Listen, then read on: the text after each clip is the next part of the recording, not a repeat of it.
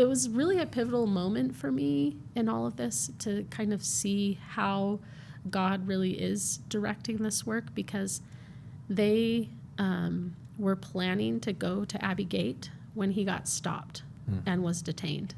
And if they had not been stopped, they would have been at Abbey Gate during the explosion. Yeah. So he was detained, and he said, for some reason, after, the 6 hours of being detained, they just were like, you can go.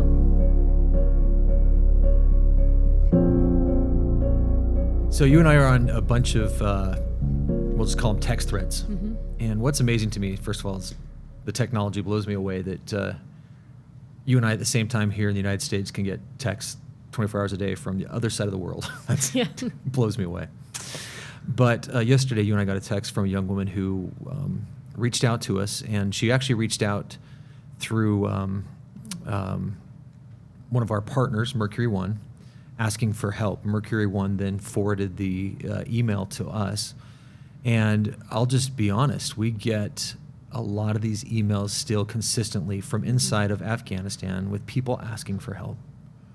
And I don't know about you, but for me, it actually does get overwhelming sometimes.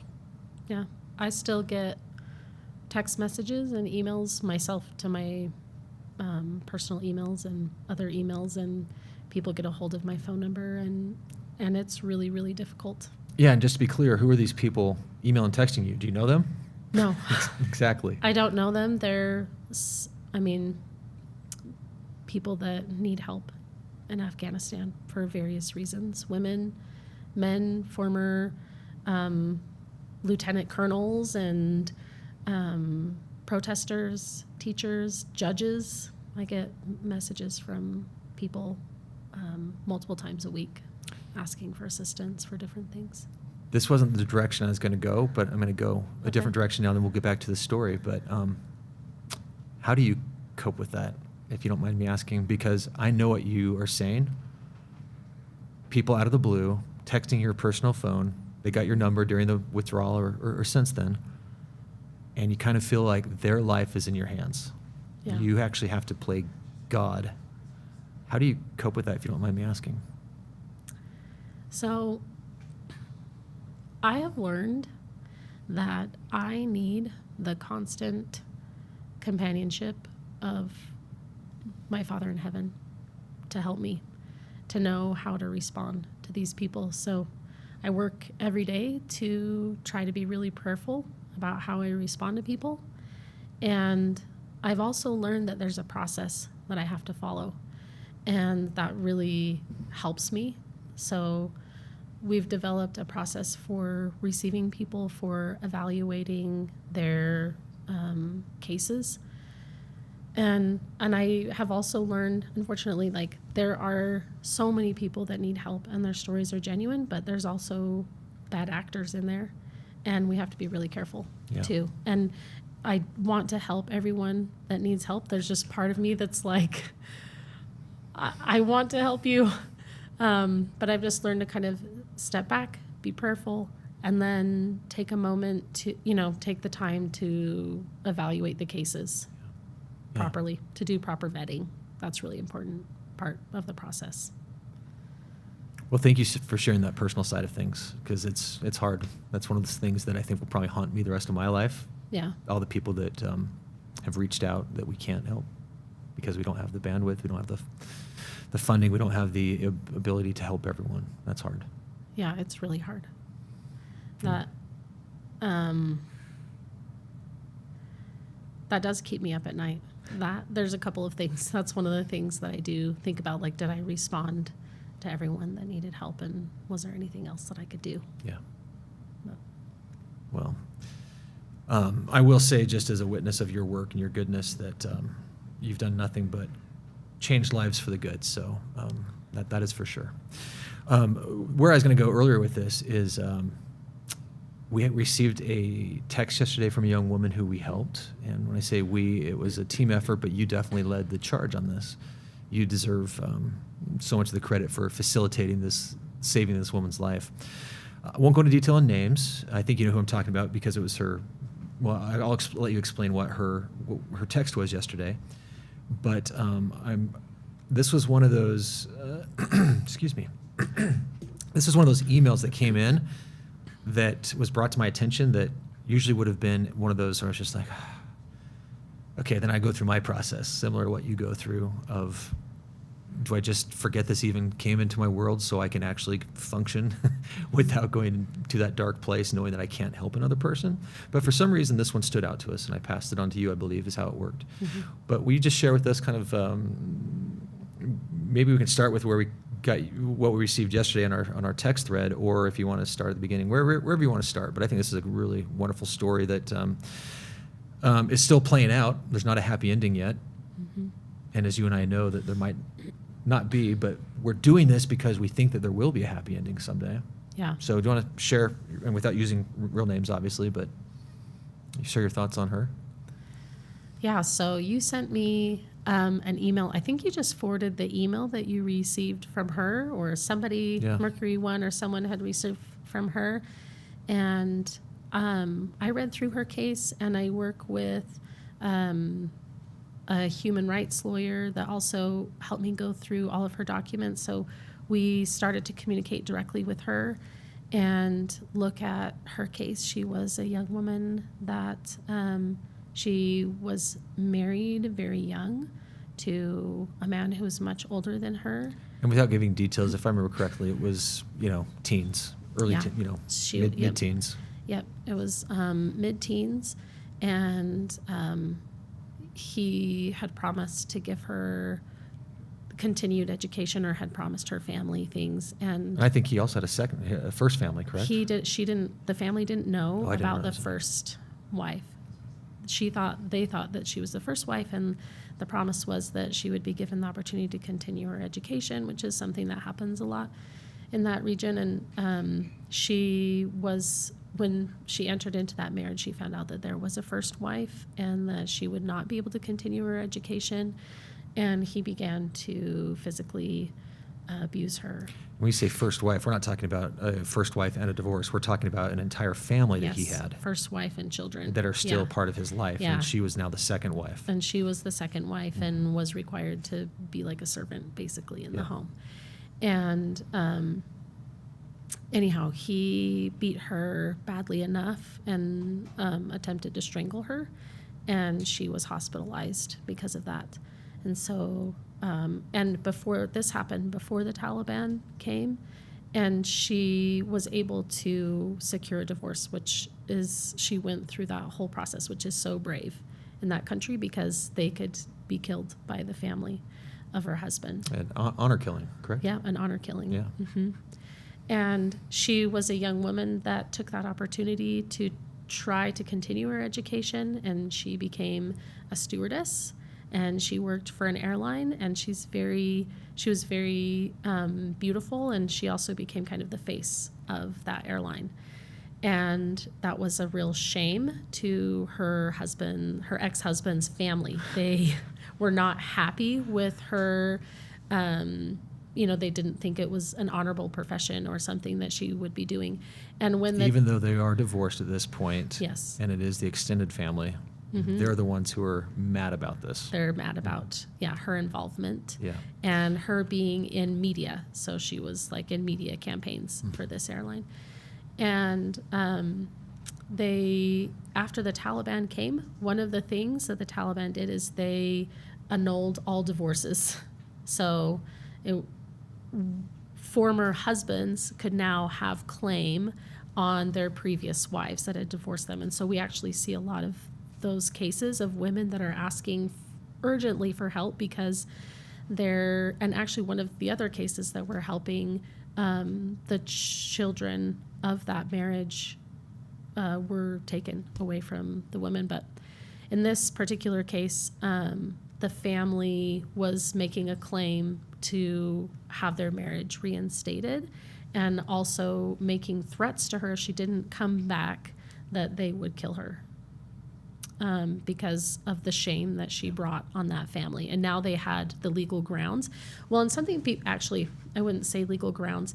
People don't understand that there is no rule of law in Afghanistan. There is no true legal system. It's all there was previously a court system and a legal process, but now it just depends on who the local leader is, and you're kind of at the whim of whoever decides you've broken a law that they created, Right. if that makes sense. So, this young woman was in danger, in real peril from her previous in-laws. Yeah. You decided, after going through the vetting process, you decided that it was appropriate to, it was a good case to act on for us. Yeah. And kind of walk through that process. Once you and your team and once we all go through that process and realize that she's a very good candidate to save her life, just to put it frankly, walk through that process for us, what that looks like from once we decide that she's good to go, what the extraction looks like, where they go, as far as, keeping it very general, just as far as the country, and then how they're housed there and how we then take care of them after that. Okay. So after we decide that they, are eligible, I guess, for relocation, we have trusted partners on the ground in Afghanistan that we work through. So we contact them, and they do their own risk assessment as well. And they arrange make sure that they have the proper travel documents to be able to cross borders, for example. And they arrange the travel. Sometimes it's by air, sometimes it's by car. It depends on what the person's risk assessment is. But they then arrange all of that. They get in contact directly with the individual. So we work with them, and they pick the person up and help them with a secure team to travel and to a safe country. It usually involves crossing borders. And then once they get to the next country, we work with partners on the ground in the country where they're landing, essentially. And we have to set up housing. And there's a lot of little details you just don't think of that go into all of that, making sure that they have, food in the fridge when they get there, that they have, a clean apartment to come to, SIM cards, Yeah. communication. Yeah. We're so blessed to work with really great other partners that make sure that they have like a warm meal waiting for them. Yeah. Like all those little details make such a big difference. And then we look also at the areas in the city where they go. That's something else people don't consider. Are there schools nearby? Are there hospitals? Are there shopping centers or things that they can easily access? People really want to be independent as soon as possible. And then we also have to look at, how close are things to the proper medical care? What does this person need? Are they pregnant? Do they have, most of the people that we see, they need to also have mental health services provided for them. And so, is that accessible for them? Just on the personal level, it's just so hard to think about the idea. It's really, unless you've been in that situation where literally you get one bag and you leave your entire life behind. And here's the amazing thing that blows me away, is that someone like this young woman sends an email to an email address, and then she's contacted with a phone number, not a voice, a phone number, and they put their entire life into that stranger's hands. Yeah. And that blows, and they're willing to walk away from their entire life, everything that they've known. And this case is interesting because I have kids her age, and so I view this through a father's eyes of one of my kids, and I don't have any daughters, but the fact that it is a woman makes it a little more tender to me. The idea of just, again, trusting a number, saying, okay, we are now going to take you to a new country, and you just have to trust us that we're going to take care of you. Yeah. I mean, think how desperate you have to be in that situation. But then whatever is going on in their mind where they actually do trust us, and it humbles the crap out of me to think that that's even possible, that people do that. But it paints a picture in my mind brings up 2 points. First of all, again, how desperate they have to be. But secondly, and I'm going to say this more for you because I think I've lost most of my light, but that even through text and even through voice messages, the light that you give off, where they just trust you, that they trust you. And they trust you to the point, like on a special day like yesterday, and I'm just going to say what happened is we received this text that said, hey, today's my birthday. Yeah. Today's my birthday. And she wanted to share her birthday with us. We are part of her life now. And when I say we, I'm just on the text thread, but it's really you. You're a part of her life, and you probably will be the rest of her life, whether you want to be or not, because you saved her life. And I will give everyone credit in this process. Our partners downrange deserve credit, so much credit. You're behind the scenes pulling levers, pushing buttons, making things happen. But the men and women on the ground who are risking their lives to save lives, they deserve so much credit. And I also want to make sure that donors know at the end of the day, they deserve credit. We wouldn't be able to do any of this without people providing us the money to do this. And that blows me away that people are so willing to be so generous to provide us the dollars that we can have a specialty that can really bless lives like this. So it's really an amazing machine that's just moving. But at the end of the day, you are that connection from the donor all through this long process of people who are dedicating their lives to helping others to, again, the face of the organization who provides, and I feel very comfortable saying this, who provides to them mental care. You make sure they're physically taken care of, but you do provide for them. And even though we may worship differently, you provide a spiritual care for them that is very unique. And we're so grateful for that. And with the men that I work with some of my own cases that I take personally, it is different. We're able to have that bond as well. But so many of the people that we focus on right now are women, and especially women who are targeted by really evil, terrible bastards. You're able to provide something for them that is very special. So thank you for doing that. Yeah. Any other personal stories of other individuals that come to mind that you think we're sharing? Because here's the problem. We've had so many cases. For me, they all blend together. Like, I can't remember my kids' names. I'm not going to remember all the cases over the last 2 years. Any other cases that stand out that people that's worth sharing? I mean, they're all worth sharing. They are all worth sharing. They're each unique and wonderful, but anything that stands out in particular? Yeah. So, I mean, there's several that I would love to share. Well, let's just dive in and get going. Okay. There was a woman whose family is close to TNF and reached out to us for help. And this woman, it's another case where she had been married to a man in Afghanistan that was an honorable man that worked with the U.S. military, but he was sadly killed.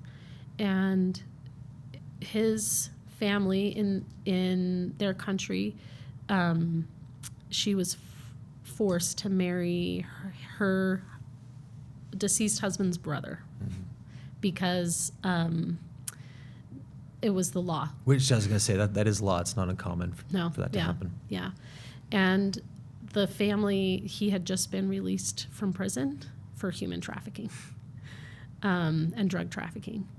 And when Afghanistan fell, he took her and the children to a very dangerous country, bordering country to Afghanistan. And in that process, they had gone, he took them illegally. They didn't have any travel documents, which is extremely dangerous in the country where they were to be in that situation. And while he was there, he tried to kill this woman. He attacked her and the children, and she was 9 months pregnant and on the streets. We can see how many kids, can't we? I think it's safe to say. Yeah. Did she, 4 kids? There were 4 kids. And she was pregnant with her 5th? And she was pregnant. No, it was 3 kids and she was pregnant with the 4th. Okay. Yeah, and because of the support of TNF, we were able to help to rescue her, to get her the medical care that she needed in a really dangerous, extremely dangerous situation. and she's now in a safe country. And this summer, I was invited to go to her brother's wedding in Germany, which I was able to go to. And I sat down the day after the wedding with her family to dinner, and we did a Zoom call with the family that we know that's here in the U.S. and her in the new country that she's at and safe in, and the family that's in Germany. And that was like a really healing experience for me too, because it's really difficult to see families torn apart that way too. And I just started to cry, of course, and the poor family was like, "Don't be sad, we're so happy."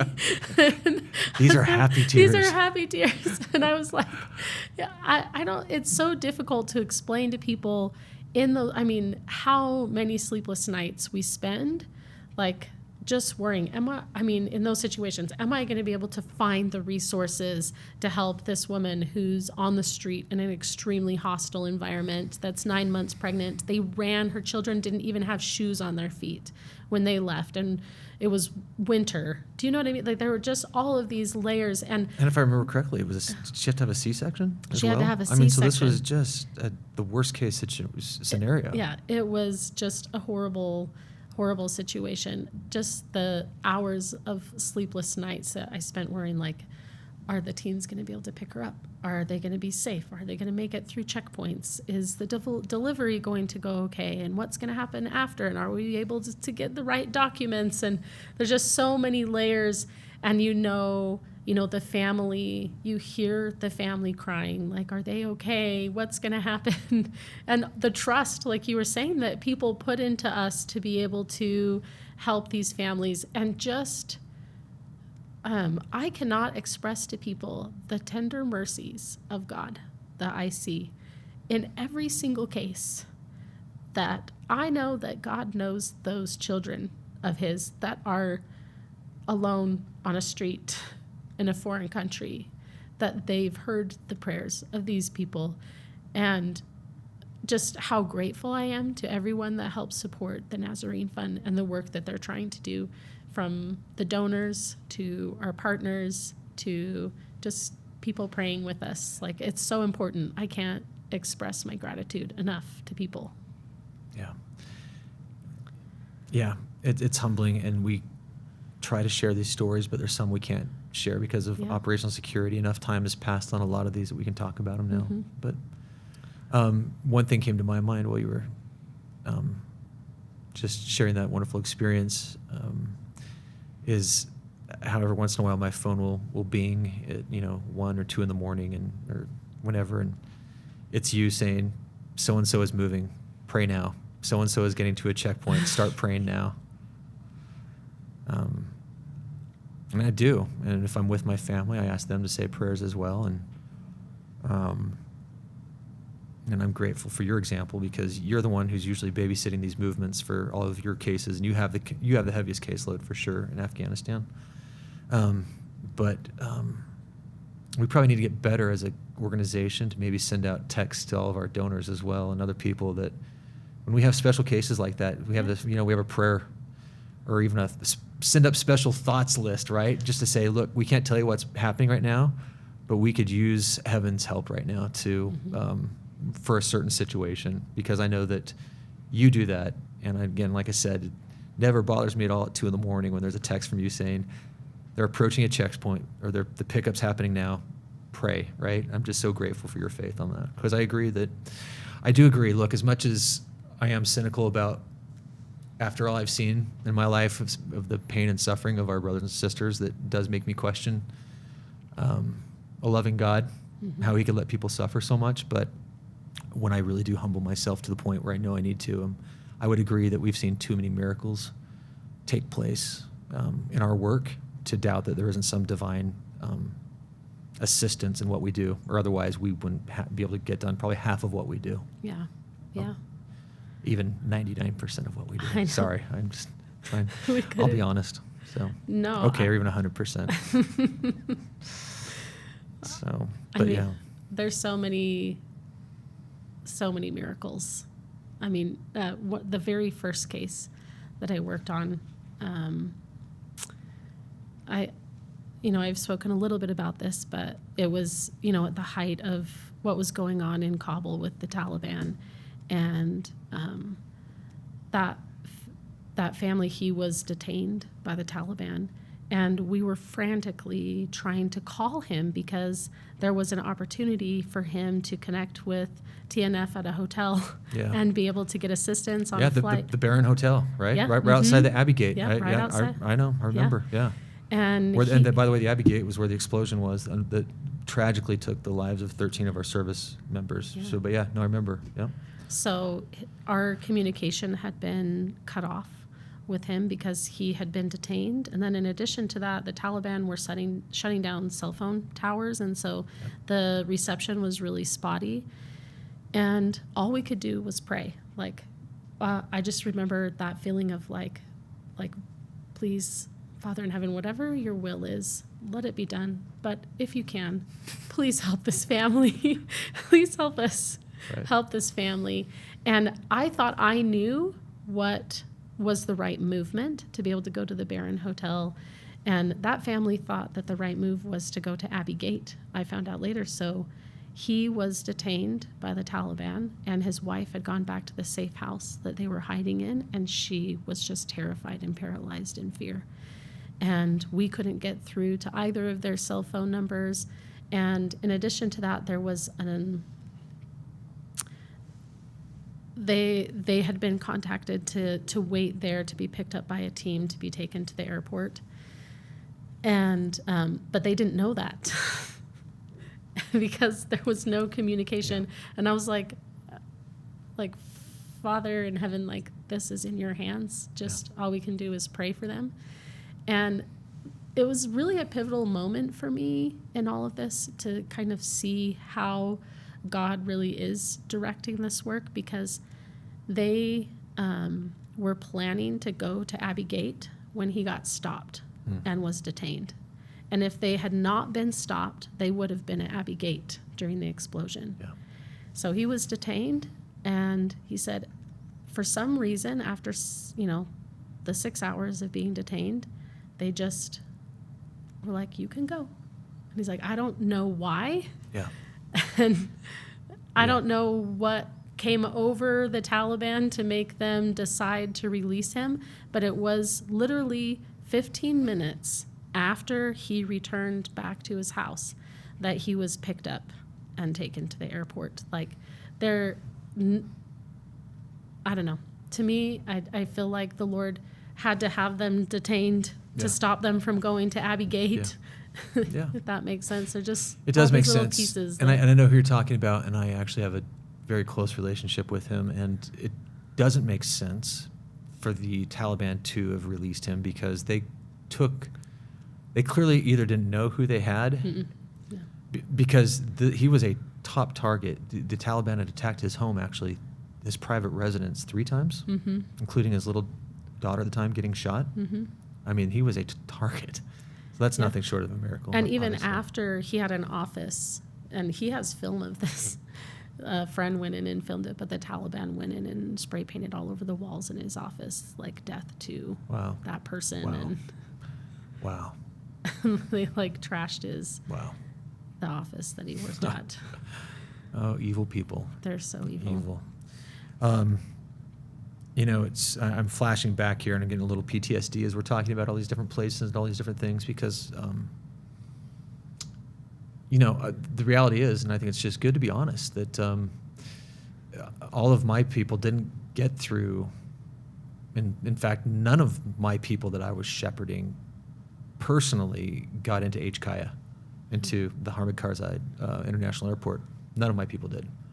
And that was hard. I mean, because we thought it was over at that point. I remember getting on the phone with our lead operator, Rudy Atala, who was just freaking amazing through this process. He's the one that directed all of the TNF traffic, and as well as with partner organizations. I mean, Rudy was just. We'll have Rudy on sometime and talk to him about his experience, what he did, because he was directing plane traffic. He was getting the planes. I mean, we pushed off 34, 35 planes just on TNF dollars alone through Rudy just doing his magic. But you're talking about your miracle with this family. I didn't get those miracles there. I got them later with some of them, but not all of them. And again, I think it's just good to be realistic and honest about not everyone got out. No. And probably one of, if you don't mind me sharing a personal story here with you, I don't know if I've shared this one with you because I can't talk about it often. I'll share it today and I'll probably cry, and I'll try not to. There were a group of kids. We called them the orphans because they didn't have parents. They were actually like 17 to 21, so it's not like they were like little kid orphans, but they were on their own. And we tried to. They attempted to get into HKIA. We were brought on to take care of them once HKIA was closed. That's when we were brought into the process, and there were 6 of them.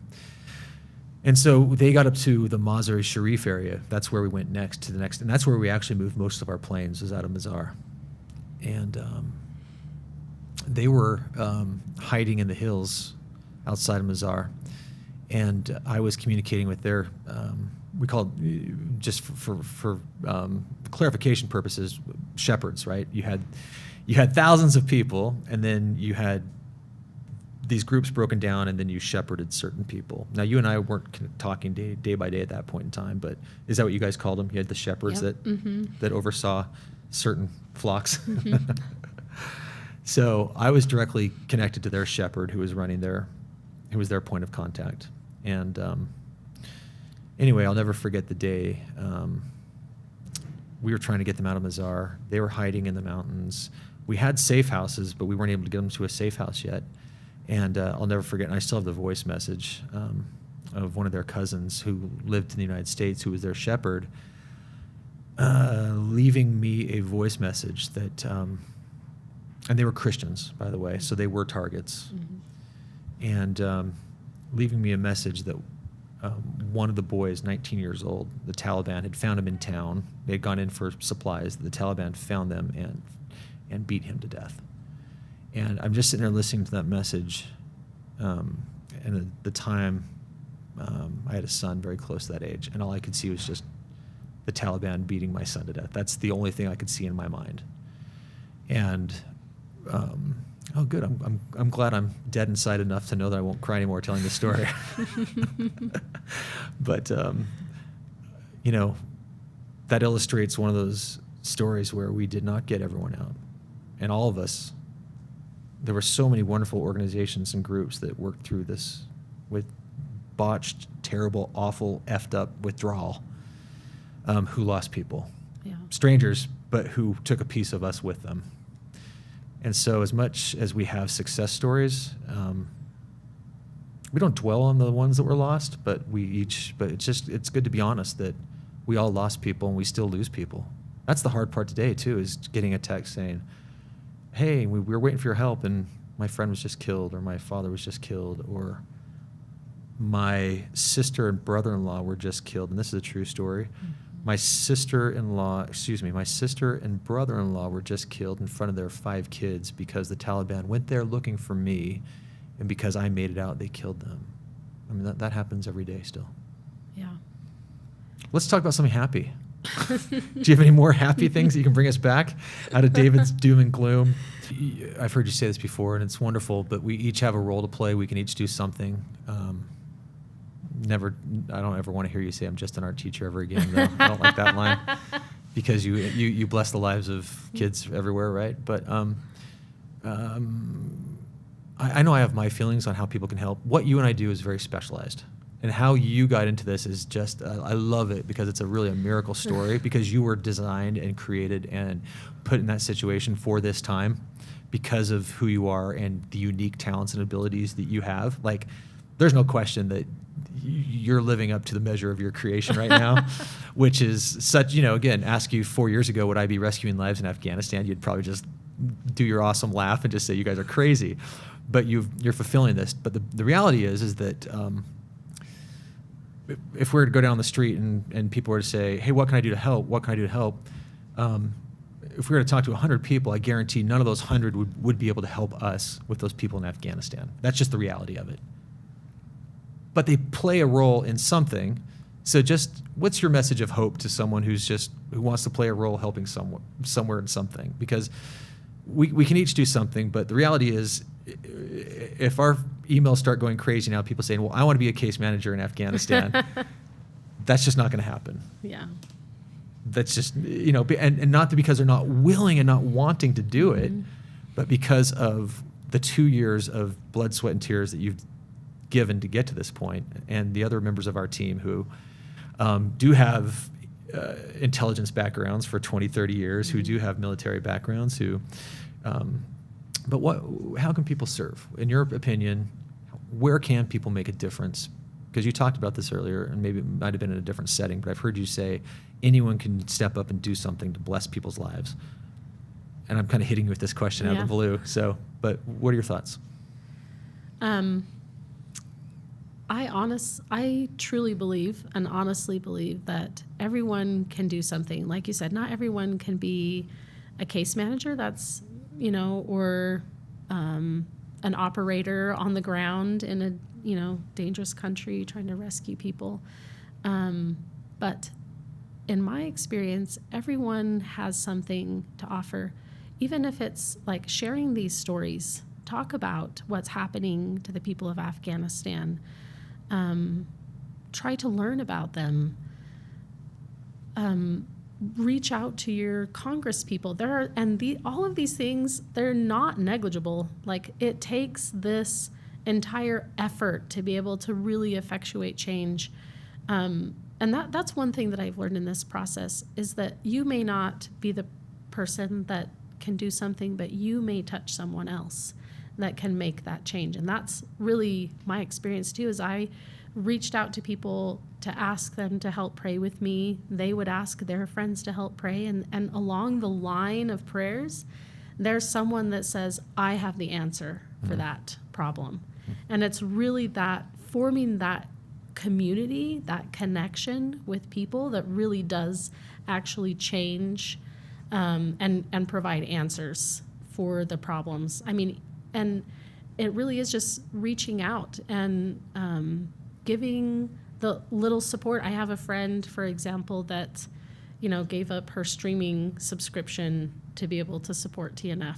Like, instead of donating every month to that, she was like, I feel like I've heard enough. Like, I know what's happening. I don't want to support, this. I don't need this really, but I know that there's a widow, for example, that needs food or that needs a sewing machine. There's,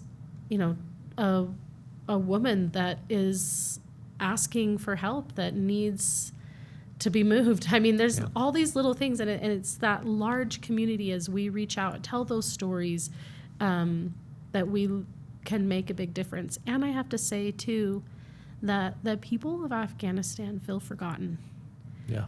And in large part, they have been forgotten and ignored by the international community. Yeah. But it makes a difference to them to know that we're talking about it, that we're recognizing the challenges and problems that they're facing. Please share their stories. Listen to their stories. Take the time to understand the problem. And that's really how we can make a difference, I think. Cool. I think that's a great note to end on. Yeah. Thank you for all you do. Yeah, you're welcome.